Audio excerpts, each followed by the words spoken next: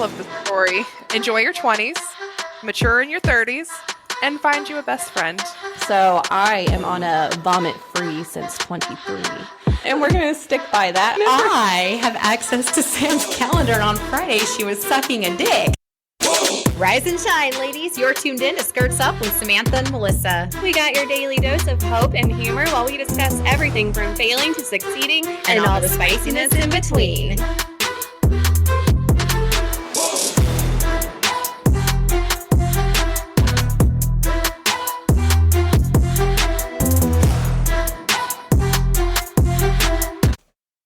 What's up, Skirts Up Squad? It's Samantha. And Melissa. We're back again, and I did use squad. I know. I'm liking that. I'm really liking it. So yeah, you guys don't have a choice. You're the squad. But I like it. Now I do we're too. like talking with y'all. We're talking to and with, and yeah, it's conversation Not more. to. You're right, not to. I hate being talked to. Yeah, we're not doing that. Melissa, I was on the phone with you for a fail. Yeah, you What were. was that? Because it was Okay. funny. Okay, so the other day so my husband and I share a car, and I took Brett to work, and I stopped by the Starbucks by his shop, or by his work, I mean, and got myself a Starbucks. And then I was on the phone talking to you in between as I was driving back to work. But I accidentally auto drove to the other Starbucks on the other side of town by my job. And so I was like, why am I here at Starbucks again? I literally have a drink. And it was just because I must go too often. That's embarrassing. It's addicting. Oh my God. I do have a Starbucks story. It's not my fail, but it just happened today, and it's really fucking hilarious. Was going to go pick up our shirts that are in, and I stopped at Starbucks on my way to go get them, and it's really early in the morning. It was like 7:00 in the morning. No one's there. I pull in a Starbucks, and there's like this kid at the window, and his mouth is just like hung open. And he Oh. goes, "Your dad let you drive this?"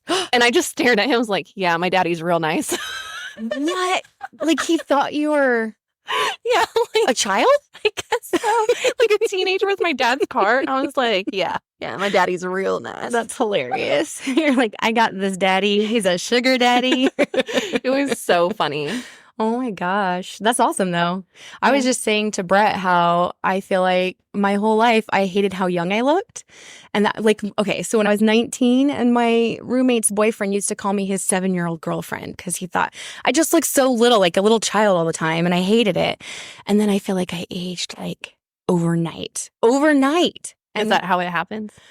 Because I'm seeing bags under my eyes and I'm like, what is this? I don't know. For me, okay, I think you still have time. Save yourself. I was working at the barn all the time, and I was outside in the sun, and I wasn't wearing sunscreen like I should have. And that was when I started getting sunspots. And then I feel like the wrinkles happened when I got married to my first husband. So we're going to blame those on him. Men. But anyway, yeah. So enjoy looking young while you are young. Sunscreen. I need to get on it. Do it. Sunscreen, Oh, yes. man. It's really embarrassing, and I may or may not have cried for hours for no reason. But like, you know how I worked in the pet industry for a long time? Yeah. I was a vet tech and a practice manager. So I know how to have pets and how to take care of them. And so I get the baby to bed and wake it up with her every night and morning. And so Simon and Thing One, they get the puppies up in the morning and to bed at night, and they haven't been taking off the training collar that we use, and I didn't really know because they do it. And then last night I was putting the puppies to bed, and so I went to go take off their collars, and I realized that one of the puppies has like a puncture, and I think it's from the collar. Oh, And I was like, honey. why is this here? And it's infected.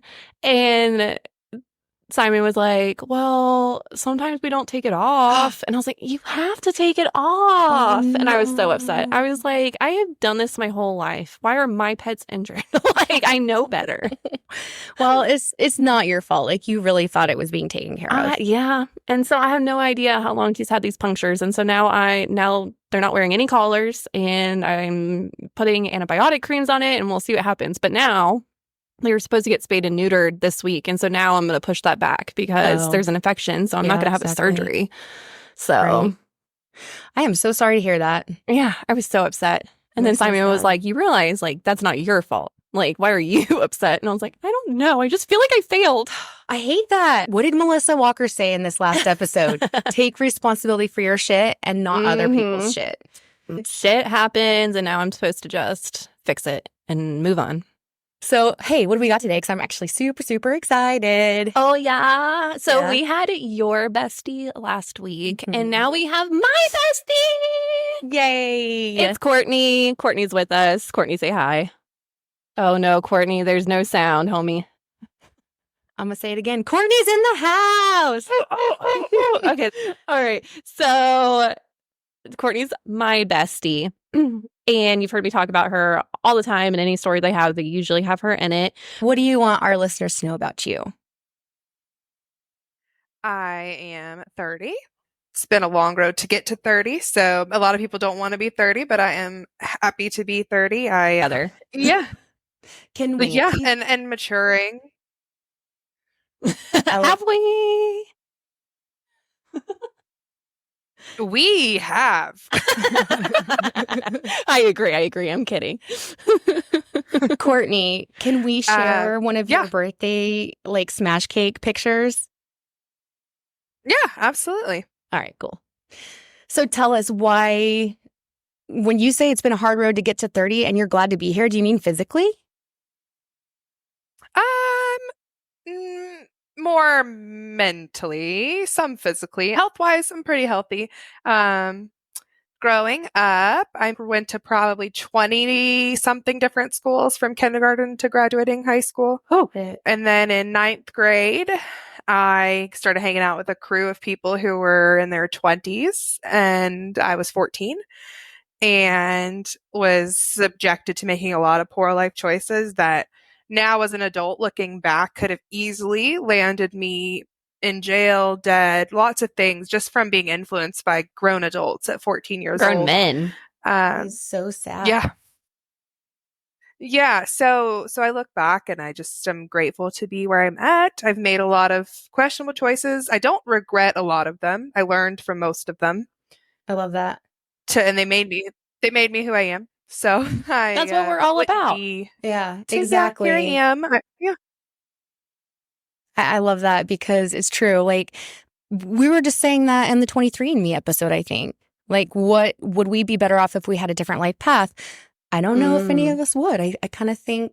Yeah. Now being a mother to a daughter and a son, I think that I have experiences that are going to help me parent them in a way that they won't necessarily have to go through what I went through to learn my lessons. That's beautiful. Yeah, that's true. Yeah. Now, I feel like sometimes that is a double-edged sword where sometimes we try to overcompensate to make sure that they don't make the same mistakes that we make.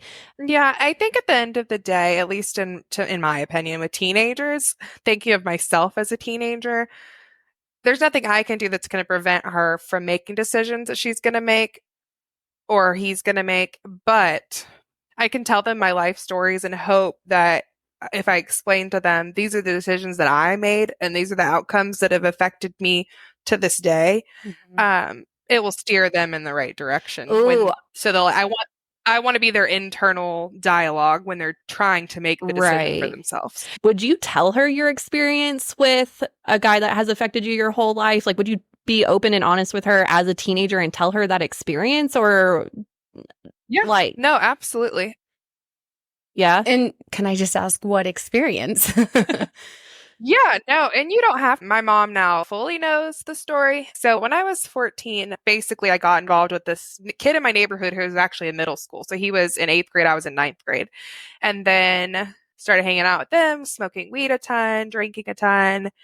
And this 23, 24-year-old man at the time would hang out with us too. And then the next thing I know, he's taking my weekly allowance money that my mom was giving me and buying weed with it, and then telling me that he loved me and that we were in a relationship. And I had never even really done anything physically with anyone at that point. Like, I may have kissed a boy and that was about it. And he convinced me to do everything. Oh, wow. Yeah, so he convinced me to do all the things. And then once that happened, like the next day he told everyone. So I went to school and people had heard about it and they're coming up to me and they're asking me and I'm just like, I don't want to talk about it. Like it's so awkward. Wow, that's awful. Yeah, and it wasn't some big memorable thing that happened. It's just like I didn't want to do it. But Oh when you have no. someone tell, telling you, I love you so much, and if you love me, that kind of thing, you know. Yeah. So yeah, I would definitely tell Ava because at that age, luckily she has like some male figures in her life that are pretty good. So hopefully that will help. But I'm thinking that my like lack of having like a strong male figure.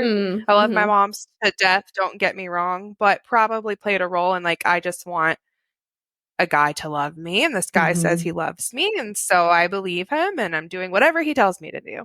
And at 14 you're so at least for me, I was so insecure. So if Mm-hmm. anyone was giving me like positive attention, I was going to gravitate towards it. So I definitely think I'll talk to her about it and honestly be very open to her about it because adult men take advantage of teenage girls. I It mean, is Mm-hmm. it just a fact. sounds, Yeah, no, for correct sure. me if I'm wrong, but it sounds like we're talking about a very non-consent. How can you consent when you're 14? Exactly. I think that's kind of the point is that it's not consent. It's As an not. adult, a 14-year-old cannot make that Yeah. decision with an adult. Like that's just not a thing. Right. And to this day, so, I mean, several years later, I was with my mom and we saw him on the side of the road riding a That's little when we lived bicycle. together. Yep.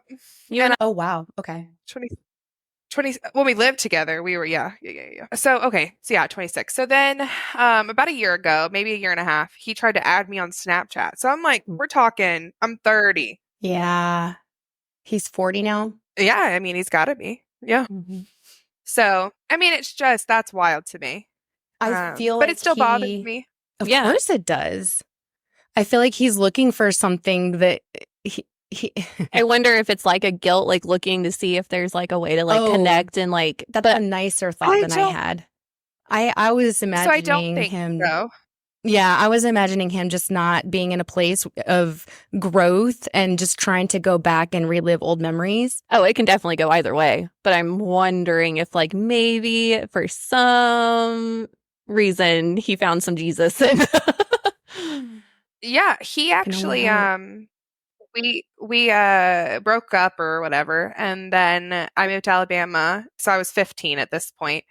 And I guess 15 was just too old for him because then he started dating a girl who was a grade below me and the same high school. And I ran into her like years later and we just had this kind of like we're not friends, but we both know that each other went through the same thing and we just kind of looked at each other and we're like, "Yep."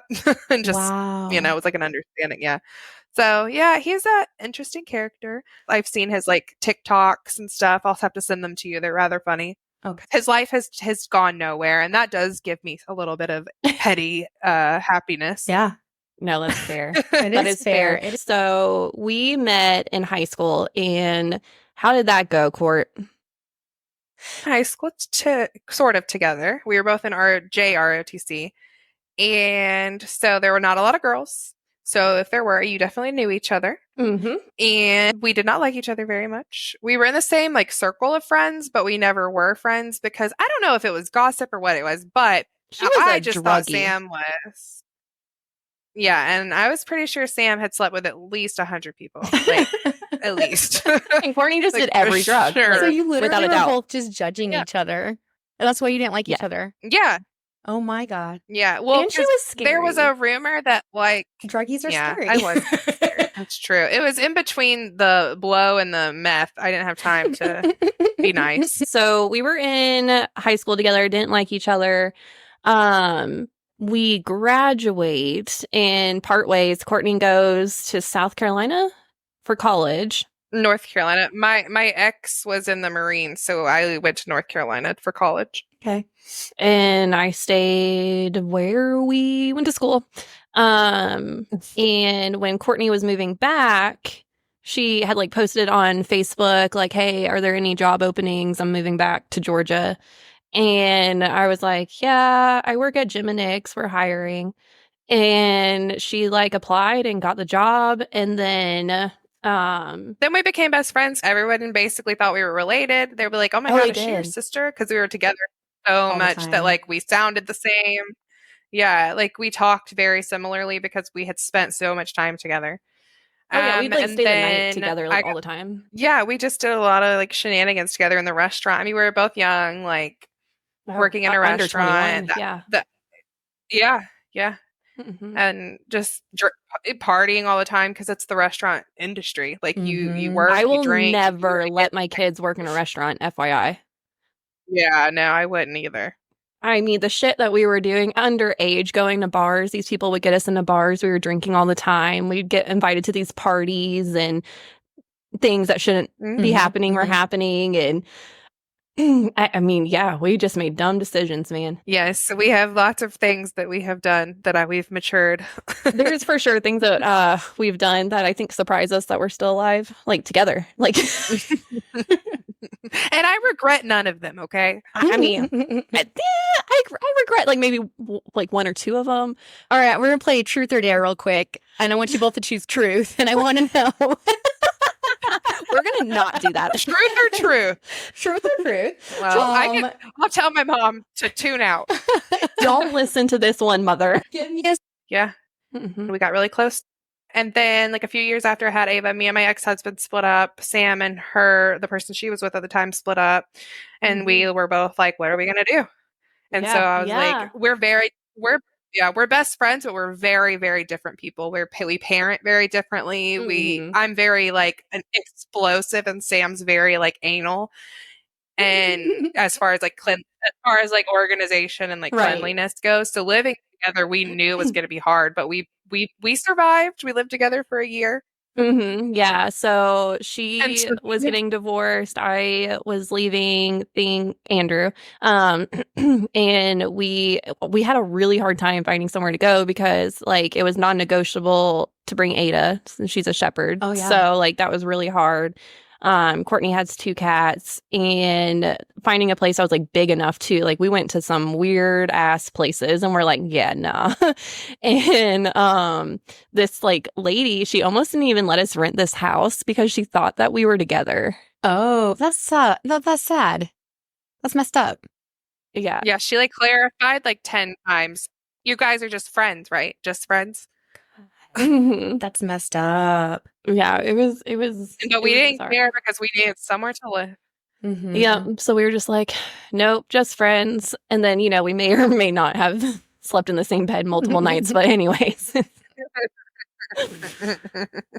But yeah, so we survived a year. We only had a few big blow ups during the time where we like got in big fights. Oh yeah, one time Simon all... sent us to our own separate rooms and told us to stop talking to each other. So funny. But yeah, so then we survived and we still stayed best friends, keep popping out more kids, but we're officially done popping out children. We are. Yeah. So when we both left our significant others, we had this like, oh my God, I think we're both done. What are we going to do? And so we had this grand idea that like, of course, since we're done and we know we're done, like we need to go out and we need to think this through, and a vacation of just us is what we need.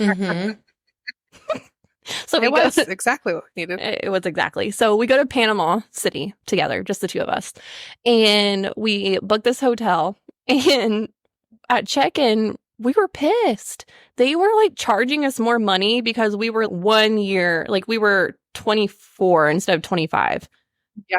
And so they were charging us this like bullshit fee. That's what we called it. Hotel. And we just thought it was bullshit. Like, why? Not even like a deposit? Like you get it back? No, we had to pay. That's bullshit. No. That's a bullshit fee.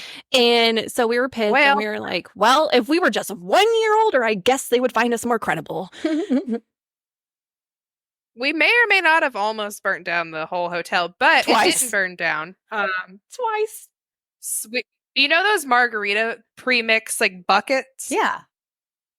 Okay, so we put it on the stove, and I guess the stove was on. Somehow got How on. the fuck we turned it on, I don't know. Just like bumped it or something. Yeah, we didn't. Yeah, I don't know. We didn't even cook. Did we cook outside? Anyway, at whatever. that point, we hadn't used the stove yet. Yeah. Yeah, I don't. Anyway, so we about burnt the whole. We came back went from out. drinking. We went partying. partying. No. Yeah, and came back to the tub melted over the burner and like. Had a smoke alarm gone off even? No. Yeah, and then the next morning I was like, hungover, like still pretty drunk. And I was like, we need bacon. We need to soak it up, right? And and so I put bacon on this rack, and then I put the rack in the oven. But I didn't put a drip pan, so I had the rack and I had the bacon on the rack, and I put it fire. Got you. Oh, you just put the bacon straight on the oven rack without like a pan? Yeah, pretty much. Something. Yeah. Okay. And then Courtney goes, "What the fuck are you doing?" And she caught it and she saved it. Oh, good job, Courtney. Nice save. Yeah. Now we Yeah. Between the two of us, we create one whole brain. That's what we need to do sometimes, is just help each other. Yep. Yeah. I feel like I have when you were describing yourself, Courtney, I was like, yeah, I feel like you and I are very similar. And that's how this is working with Sam for the podcast, because we're very opposite. You and Courtney are very, very, very the same. Are we? Yeah. So, yeah. Yeah. I'm not as cool as you. No. Oh, whatever. The day we went out to that like the live podcast thing that we went to, as I told Sam, I was like, I like Melissa. I loved hanging out with you. I really liked you. Yeah, same. I'll take it. I think that you have more deep thoughts than I do on a regular basis. But other than that, that can be kind of disturbing sometimes. All right. 2 drunk girls end up in a hospital. Guess for real. Guess for real? Okay. 2 drunk girls end up in. Yeah. Okay. You're taking someone else to the hospital. Why? I don't know. Like, okay, so maybe you're just like, okay, when I get drunk, sometimes I get a little bit like into my feelings and empathetic, and maybe you saw somebody and you stopped on the road to help someone you didn't know. Oh, no. Okay. That's my guess. All right. Who do you want to tell this story? Courtney. I want to hear from Courtney. No, but my side of the story is better. You both have a side. But my side of the story... My side is the truth. I knew she was going to say that. We're going to hear Courtney's side, and then you can put your defense out. Fine. Okay. So, another story on why my mom probably loves Sam very much. Okay. So, one of my exes that I won't name had gotten in a new relationship, and something had happened, and it made me really angry. And so at that moment, someone invited us to a Halloween party. And, I think anger plus alcohol is always good. So I went to the said Halloween party. Can I just say what I was wearing? No, I wasn't a costume. I don't know what I was, but I put on knee-high, like, stiletto boots, and then I put my dagger in my face. You were an assassin, I think. Right. I think you were an assassin. I'm pretty sure that's what. I was a cowgirl because I didn't have a costume, so I put on the shortest shorts I owned and like I don't know what shirt I was wearing, and a cowboy hat, and was like, this is it. Yep. And so we went to the Halloween party, and we're playing beer pong, and I was crushing it. As always. And then I wasn't. Yeah, but then I wasn't crushing it anymore. I was like, oh, you were crushing the floor. Yeah, I was crushing the ground. So then the little context, I physically cannot throw up. So if I get alcohol poisoning or anything like that, I just start dry heaving. Oh, and so, I forgot. You told me that once. Yeah. So I was a little past drunk, and I went to the bathroom because sometimes stomach acid will come up, and I was like, so I went to the bathroom and I like got by the toilet because stomach acid was coming up a little bit, and I like didn't want to make a mess. And then I went to a little sleepy sleep on the floor by the toilet. And the next thing I know, I hear like people talking, but I can't quite respond to them. And then I hear some girl saying, well, I'm a paramedic in training and you need to call an ambulance. And I was like, no,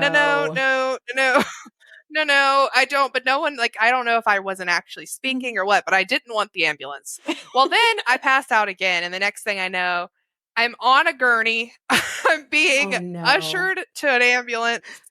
And then I'm coherent at this point. And I'm talking to the paramedic. And I say to her, I was like, no, really, I'm okay. She was, well, you're already going to the hospital. I said, all right. You're in the ambulance. I got to ride shotgun. And they took my dagger. They took, I didn't know they took your dagger. I hear Sam, like, crying, somebody needs to call her mom. And I was like, they're like, she's dying. And I was like, I'm not dying, I'm talking. I was like, I'm literally speaking words right And now. I'm Do in not this call my ambulance mom. against my will. Yes. And so she does not hear any of this. She calls my mom. I mean, I'm a grown adult, legal age of drinking here. I'm in the ambulance. My mom has been called, who can't drive at night to see. This is So now so it's like 2 or 3 humiliating. in the morning. I'm in the ambulance. Oh, it gets better. The woman puts the IV in my arm. And I look and I'm just amazed at this paramedic. I mean, we're in a moving vehicle and you put a needle like first try right in my vein. And I told her, I was like, good Nicely job. done. Yeah, And Courtney's she not an looked easy at stick. me and I was like, I'm just really impressed. I was like, we're moving and you put an IV in me. And she was like, looks at me like the death stare. Weird. Like, shut the hell up, you drunk woman. And then she was like, you're the most sober drunk person I've ever brought to the hospital. And I said, well, maybe you should tell my friend that just called my mom. So at this point, I've had so many IVs, fluids in me that I'm like sober as sober could You're be. feeling good. I get to the hospital. Yeah, I get to the hospital. Sam, on the other hand, they didn't give her any IVs. So she's in the hospital. I'm crying. My mom's now in an Uber on the way there. Oh no. Sam's sitting next to me, and Sam sees this man come in, a nurse, and then the nurse leaves, and Sam's like, I think I know him. And I was like, no, you do not know him. And she's like, I think I do. And she starts screaming, Dan! Rob. Dan! Or what? Rob. Rob. Yeah. I thought it was someone I worked with's husband who works in a hospital. So she's screaming this man's name.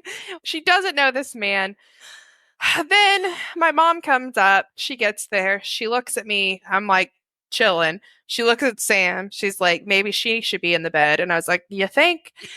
And then me and Sam are like, don't know what to do because we can't get home. The people are like, we're going to discharge you and y'all can leave.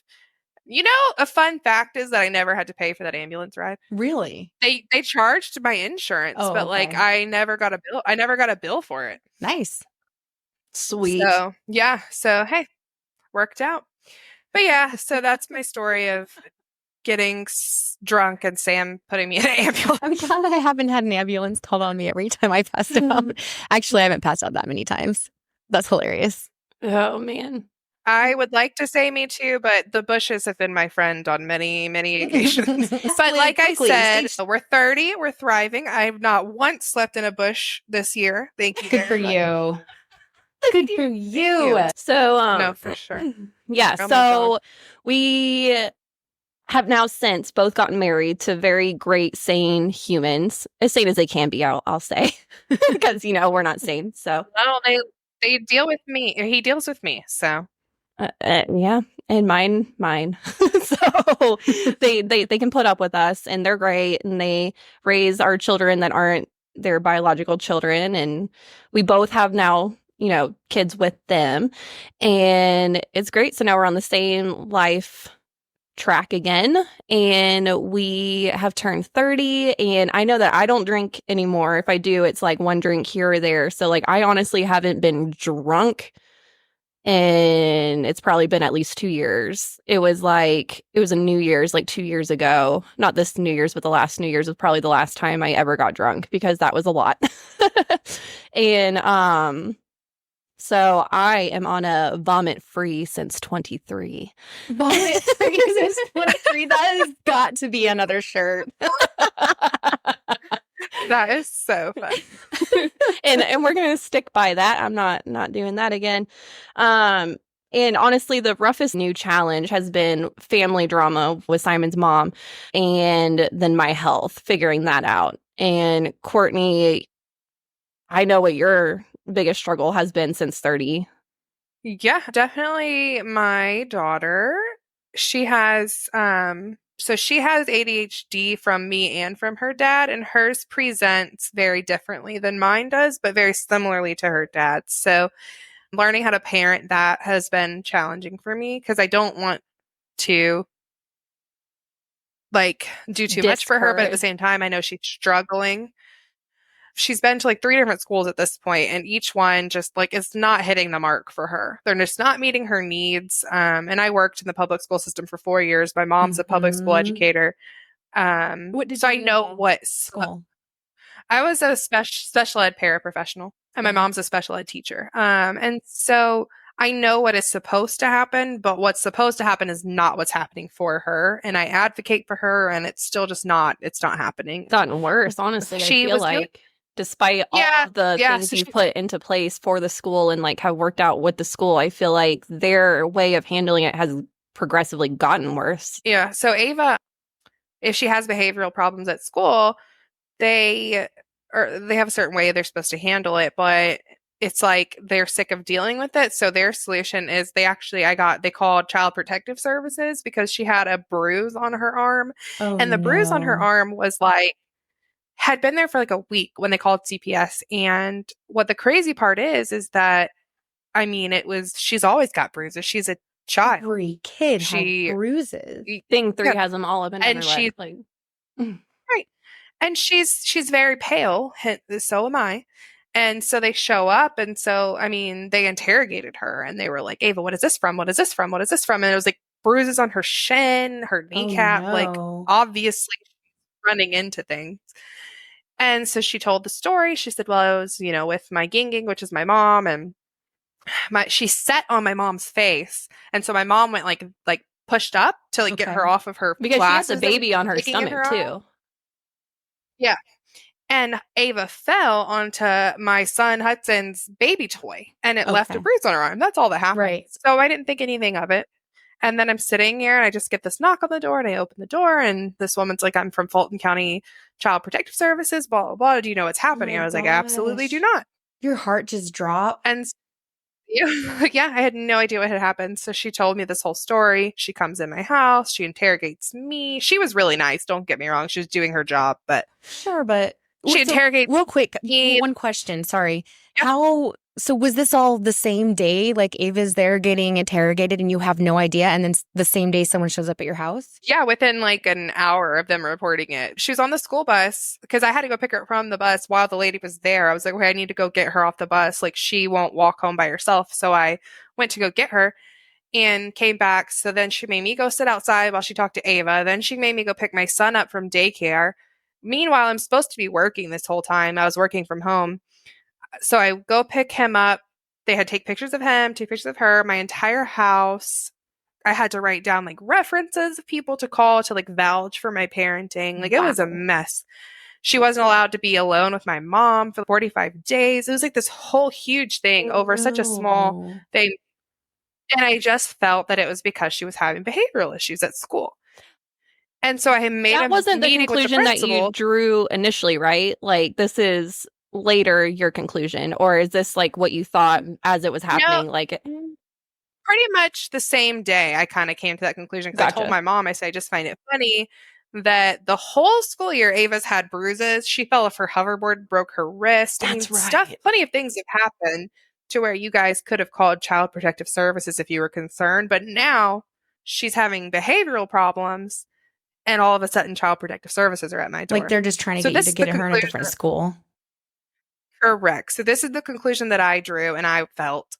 But I was like, maybe I'm just being crazy, So I make a meeting with the principal and tell her how I feel. The principal is like, oh, I would not tolerate that, blah, blah, blah, blah, blah. But it is anonymous, so I can't, tell you who reported it. But I know who reported it because Ava told me who was interrogating her.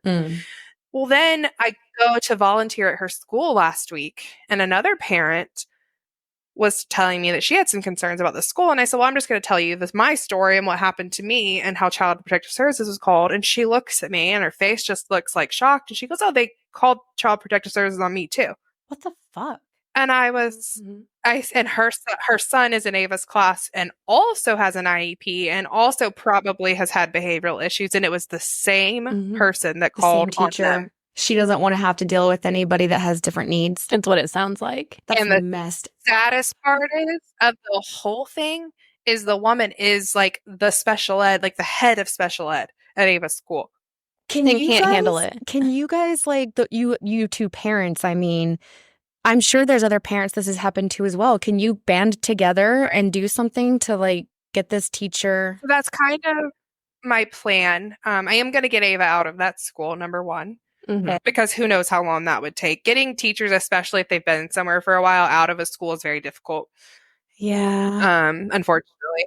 But and there's a teacher shortage right now, so they're taking anybody. Sure. But I think I found an alternative school for Ava that I've got to get her into. But I am going to talk to this mom and see if she can ask some other moms, because it's just funny to me that two kids in the same class who both happen to have IEPs have had CPS called on them, and neither one of us were found to have any kind of neglect towards our children after the investigation was over. Right. Yeah, that's a pattern emerging. Yeah. Oh, that's so sad. Yeah, and it's just so many adults. A coworker of mine put it this way: there's so many adults in Ava's life that are not family that are failing her, and it's really sad because her family loves her and supports her and knows she's Ava and she's different, but we love her for who she is. She's very talented in a lot of ways. She just has extra needs in certain areas of her life, and these people are just painting it in a negative way when it doesn't have to be painted in a negative way. And it's this constant like negativity. We put her in counseling, and the therapist was awful. She was like immediately immediately jumping down Ava's throat. And I was like, man, like get to know her first before you do this. Okay. Sorry, I just have so many feelings. Like, maybe you'll explain, maybe you won't, but even if Ava was doing something that the therapist thought she needed to like learn from, there are ways to talk to children and not shame them. Yeah. Yeah. Ava has a 5-year-old friend in our neighborhood that I am in support of their relationship. She comes over all the time. It's no big deal. Ava is 9. I am supervising it. It's not like it's whatever. If Ava started talking about conversations she didn't need to from a 9 to a 5-year-old, I would stop it. Yeah. But the therapist tells her, you're too old to be playing with a 5-year-old. That's inappropriate. Oh my. And then tells her, you're too old for this. Babies do that. And then Ava's chewing gum and she comes out and is like, can you come in here and get this gum out of her mouth? It's very distracting. Who is and this I'm like, person? all right. Did you leave a review online? I have not yet, but I did cancel our appointment and tell them why. And she tried to call me, but I was at work and I was like, I really have no interest in talking to you. I'm good. Yeah, because that's not how you work. She shouldn't even be a child therapist. So, exactly. All right. So your experience is that you have a child that has special needs of sorts that you're trying to work on. These are the hoops you keep getting thrown to, and you're having a hard time getting the general public to, one, accept, and two, let her be her and figure out, how to let her grow. She's not having a great experience. Yeah. And so I'm doing like everything I can to research and learn because I'm learning too. I want her to be herself. I don't want her to feel like she has to conform who she is just because everyone else is a certain way. Oh, that's what I was going to say to you earlier. I was kind of saying like I learned that from Scott and Melissa watching them with Ethan and Ivy as they were growing up. But like, and I feel like I see you doing that, just supporting her and being her. But I feel like one of the things I learned from them was as long as the most important thing that a child needs to know is that they're loved and accepted. And so I feel like I see that you're doing that as a mother. Well, I appreciate that. That's what I'm trying to do. That's her favorite compliment. She's not really accepted by kids her age per se. Like older kids get along with her well and younger kids get along with her well. And then the kids her age that have known her whole life, like Sam's daughter and my other friend's daughter, but they don't understand. Like she's just different. She's unique. And whatever mechanism makes you embarrassed, she doesn't have that. Like she just is unapologetically herself. She's living her best life. At school dances, she's dancing to her heart's content. And then on the flip side, she's throwing tantrums and not caring that people are watching her throw tantrums. So I just want to get her in a more accepting environment to where they're working to help her get over those things without shaming her about it. Right. It's coping mechanisms. So I think it's unfortunate that the public school isn't offering anything like that, but I have found a private school that I think we're going to work to get her into. That's their whole very mission. Unfortunate because, like you said, she had it. What's that? It's the IED, right? An IEP. IEP. Oh, An yeah. IED would be an explosive, so we definitely don't want. Yeah, don't give her that. Embarrassing. So how did it make you feel as a parent that this is the struggle that you're going through? Because I feel like you're obviously not the only one that has a child that needs some extra assistance, and it's probably not going great for them at all times either. Yeah, I mean, it makes me sad because for me, I'm fortunate enough that I have people around me to help me, like my mom, who is very educated and has resources and can help me research. And just as And I have a patient. background, right, and I have a background in education, so I kind of know the hoops I need to, the appropriate things I need to do. So to the fact that I still haven't gotten the help that I need when I know how to advocate for my child is really Oh. unfortunate because there's probably plenty of children who are suffering who their parents just don't know how to advocate for their kids. 100%. That being said, what would you say, like maybe your top 3 things that you could do to advocate for your child that maybe an average person might not know?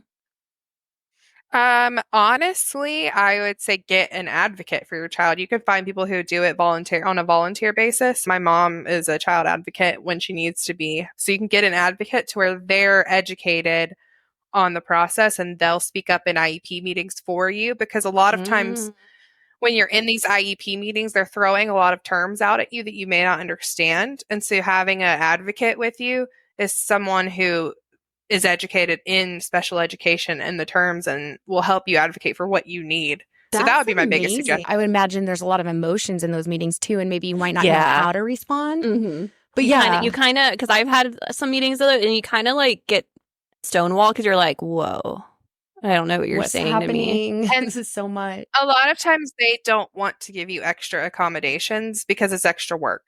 So Mhm. when your child requires the next level of service, they have to do data, they have to do extra paperwork, and then they've got 30 kids in their class at this point. So it is hard. They are set Literally up losing for, kids in the system.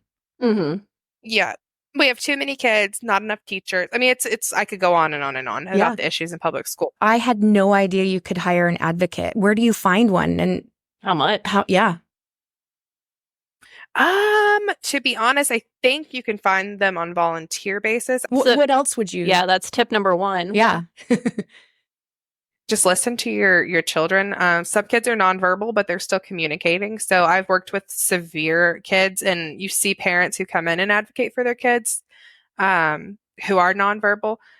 You still are listening to your kids and what they need, and remember that you know your kid best. So a lot of times the education system may try to make you feel like they know your kid better because they spend so much time with them, but you know your kid. You've been there with them since birth. Right. So don't let them convince you that they know your kid better because they'll try to say, oh, well, Ava doesn't do that at school, or I don't really agree that that's how this is. And I'm like, okay, well, this is how it is. Like, one accommodation she has is just take tests at optimal time of day. And they tried to act like mornings were Ava's optimal time of day. And I said, absolutely not.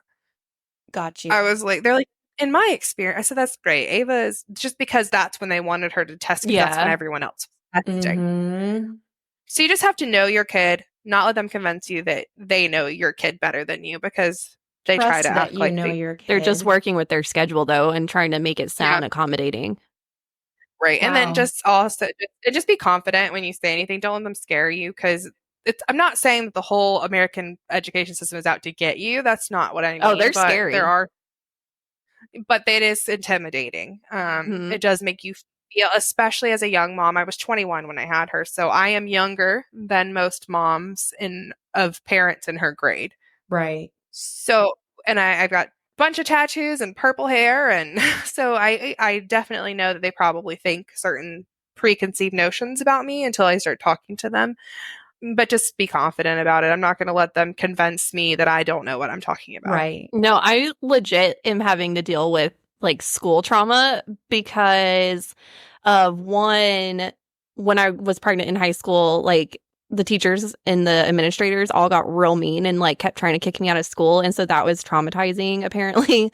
And then 2, when thing 1 starts school and I'm obviously the youngest mom, and they were mean to me. I got mean looks. I would get talked down to. Like and it's just like even now, I still will not go into a school by myself. Like Simon has to come with me or Andrew has to come in with me. Like I won't go in by myself. Oh, no. That's definitely a trauma. Speaking of traumas. And I wanted to ask a question earlier and I didn't get the chance. Just, I don't mean to circle back, but have you seen how this experience has affected Ava in a negative way? Like, I feel like being interrogated at school has got to put some weird thoughts in her mind. Did they lead her to believe, or they try to gaslight her to believe that she'd been hurt? I really am not sure the full conversation. She is not great at like relaying information to me from school. She like doesn't even like to talk about school, but she basically the only effect I've seen it have on her is that like it definitely upset her that she couldn't be with my mom.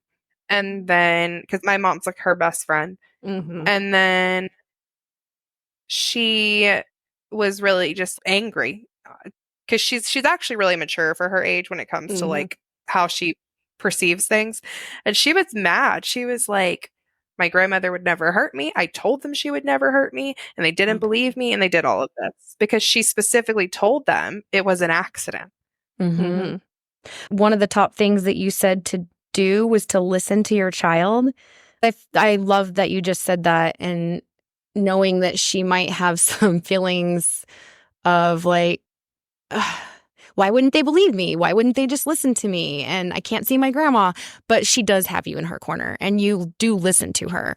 So that's pretty commendable. Just to play devil's advocate, though, we do see teachers. I have a lot of teacher friends that are on my social media, and I see a lot of times them posting about how they have to advocate for children often because they don't have parents that do. So what is the flip chance that the teachers that are doing this are doing it because they legitimately fear that something is going on? Like, how would you say that they could juggle that appropriately? Think that I just tried to put myself in that educator's shoes, and what would I have done if I saw a kid with a bruise on their arm? I would have taken some sort of documentation of it, but I wouldn't have immediately jumped to abuse because abuse isn't a one-time thing. And I can keep a close eye on this child, and if it becomes a recurring pattern, then obviously I'm going to report it. Or you could even ask the kid, hey, is everything okay at home? Like, how did that happen? And when she said it was an accident, let it go. But if it recurs again, we have a problem. That is now a pattern. Yeah, that's very valid.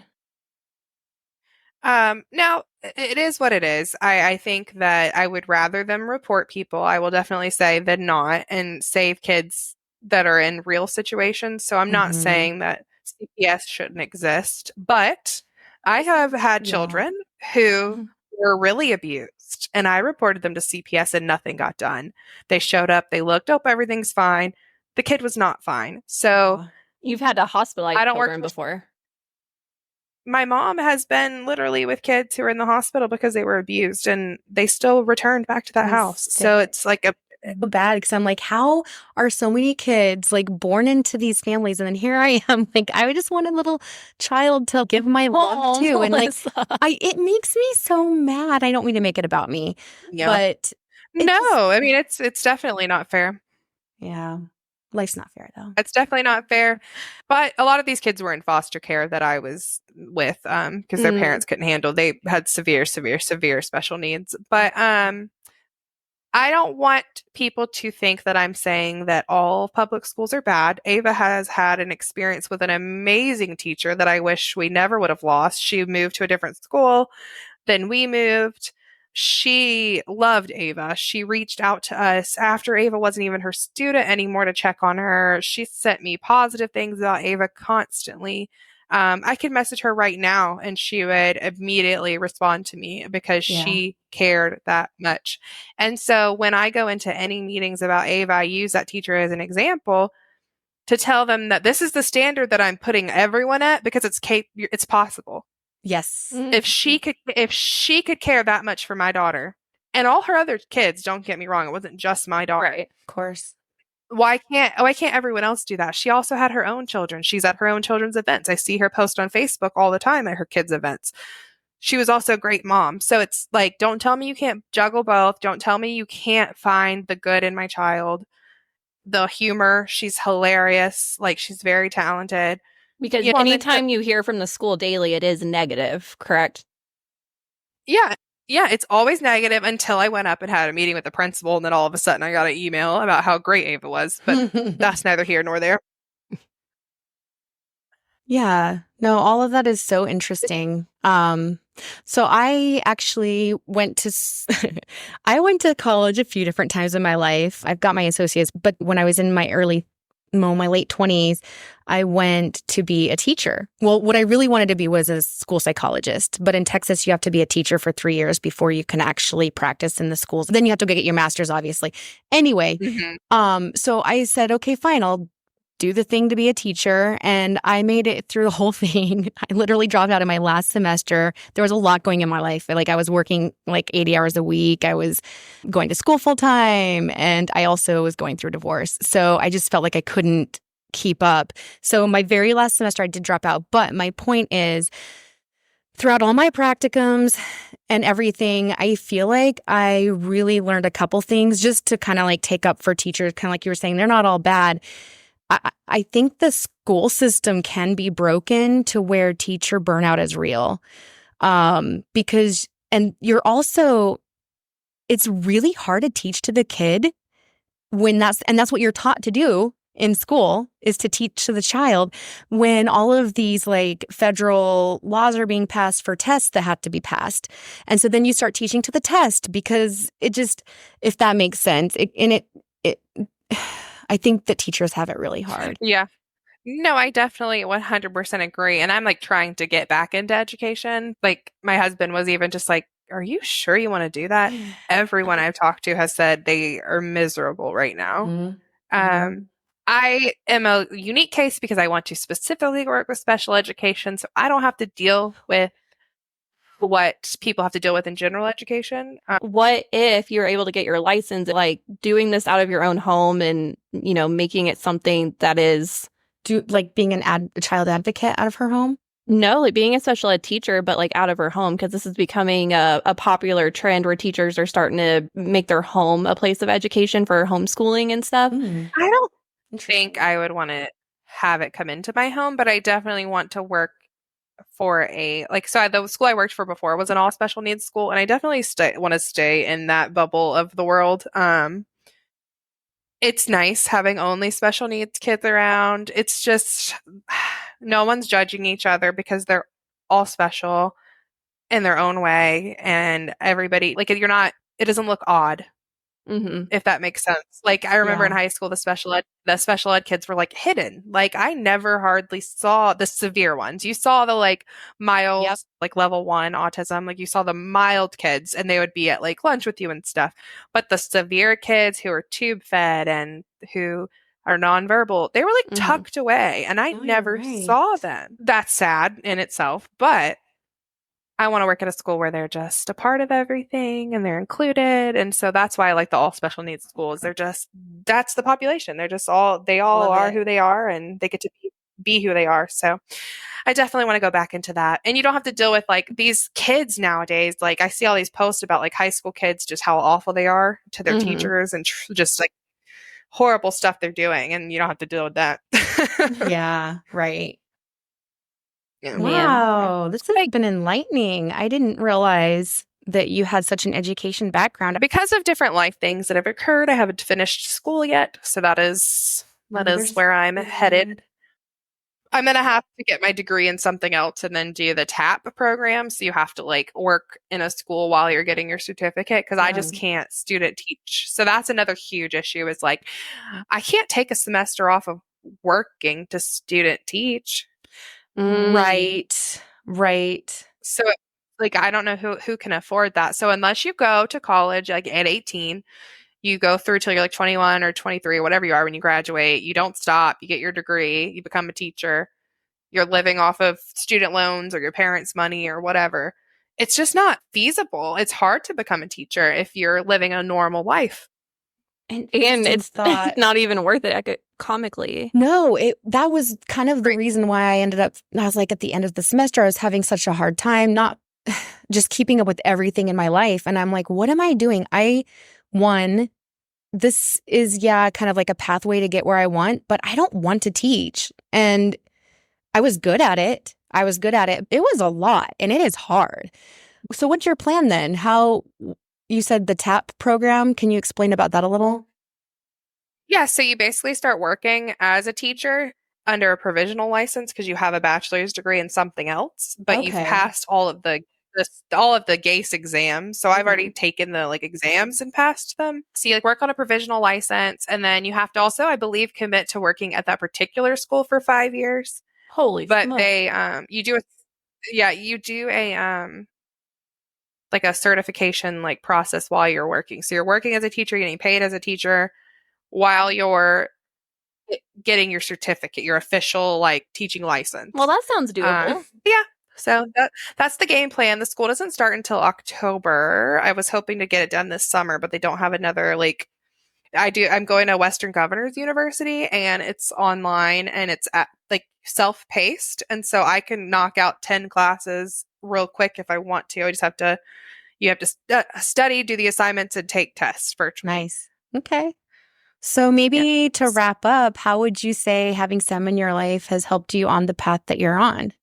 I think that for me, having her there for me, I guess this is a selfish one, but no matter what it was in my life, she's always been there for me. And knowing that I always have that person that even if I do something really stupid, she's not going to quit being my friend. Yes. That is so important.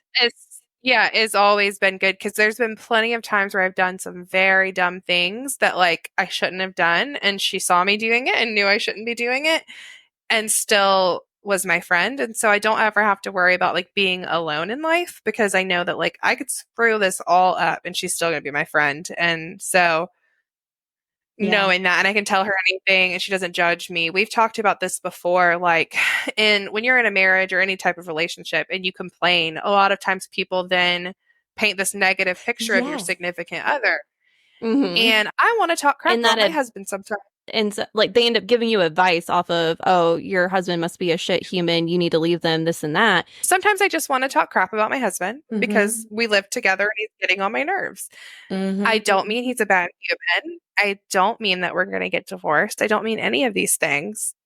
But I'll vent to her, she'll vent to me, and then I still love Simon, she still loves Doug. I love that.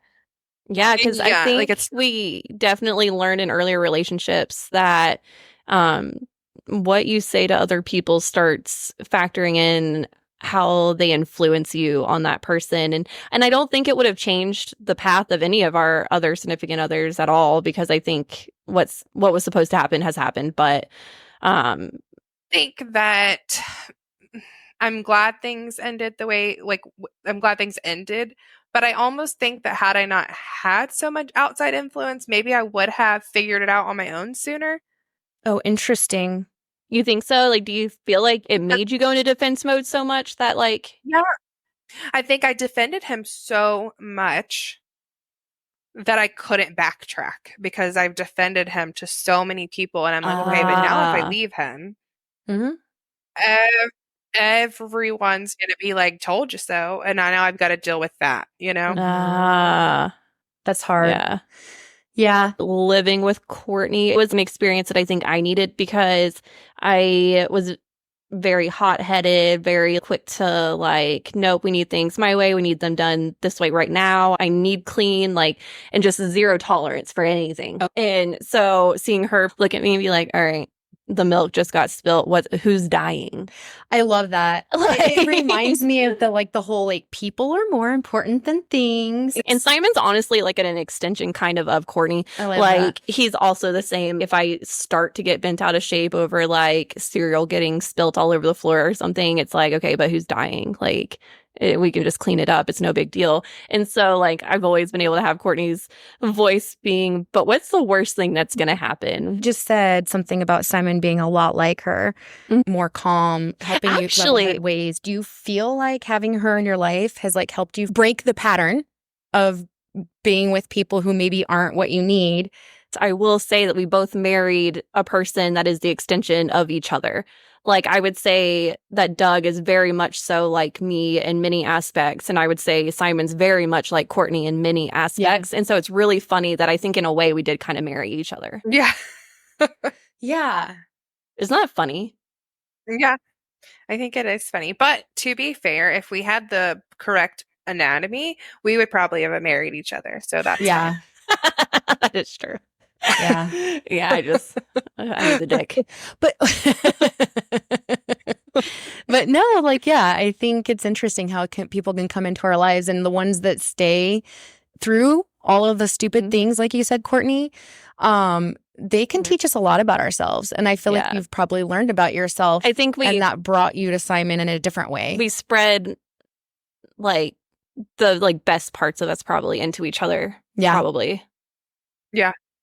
Yeah, I think definitely. And another thing is like when you go through big life changes, you like kind of just naturally lose people in your life. Yeah. Like when you get married, when you have kids, like just any big change in your life, just naturally some people fall off. And like we have never just stopped talking to one another because of that. Like I have a friend who was going out and drinking with me a lot, but when I stopped going out and drinking, she kind of just stopped talking to me, and it sort of hurt my feelings. But I was like, meh, I don't need that, you know. But Sam's still my friend. And I mean, don't get me wrong. Like, we will go like weeks without talking recently because now we both haven't. But that's not the same as just losing a friend and like growing up. Oh, No, not at all. No. Yeah. I've dwindled my friend group down to where it's just people who love me, not drunk me.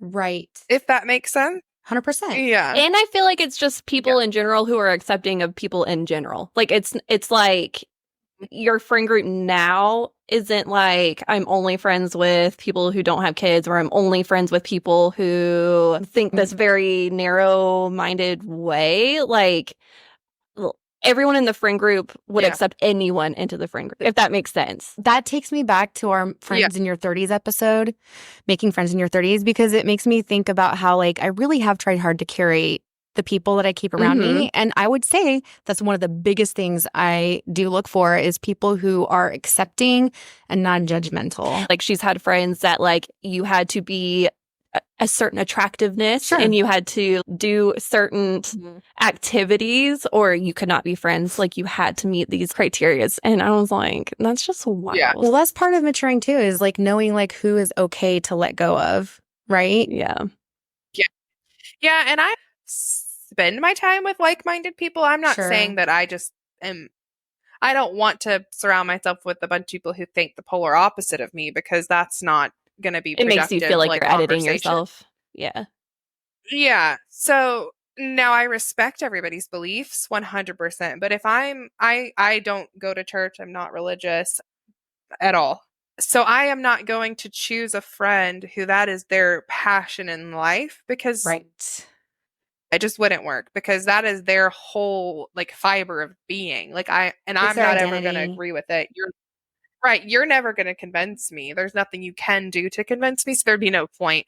But I respect you and I love that for you, but it's just not for me. Yeah, it's really hard. That makes sense. Growing up the way I did in the religion that I did, like literally that was my identity. And I wanted other people to like you're right. I couldn't have real friendships without trying to, I hope one day they can think and feel the way that have what I have.